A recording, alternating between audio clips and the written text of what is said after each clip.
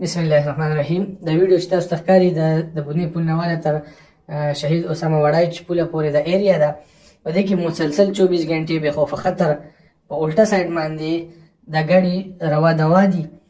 د دې په هکله موږ د ټرافیک اهلکار د هغې د چې کوم ذمهواران دي، د چې کوم افسران دي، هغې سره بار بار موږ رابطه کوو. د هغې مخې ته موږ بار بار راوړو، خو د دې هکله هېڅ اقدامات ونه شو.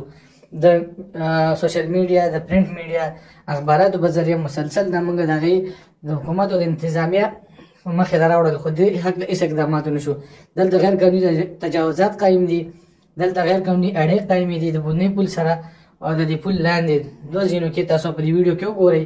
دلته غیر قانوني اړې قایم شوي دي او دام د سورسز نه دام انکشافات شوي دي. د دې اړو کې باقاعده دا پولیس اهلکار چې کوم دی، ټرافیک پولیس اهلکار دی، ورسره مرسته کوي او دې نه پیسې غونډوي. په دې ویډیو کې تاسو ته ښکاري دا رشکې ولاړې دي، غیر قانوني اړې او سټاپونه د دې جوړ دي. نو په دې کې د دې پولیس اهلکار مرسته ده او دوی چې کوم دی د دې مدد کوي، هیلپ کوي. د دې حق چې کوم دی موږ بار بار ټرافیک اهلکار د هغې چې کوم مشران دي هغې ته بار بار موږ د دې شکایات، د دې کمپلینټ موږ درج کوو، خو د دې په هکله هېڅ اقدامات تر اوسه پورې ونه شو.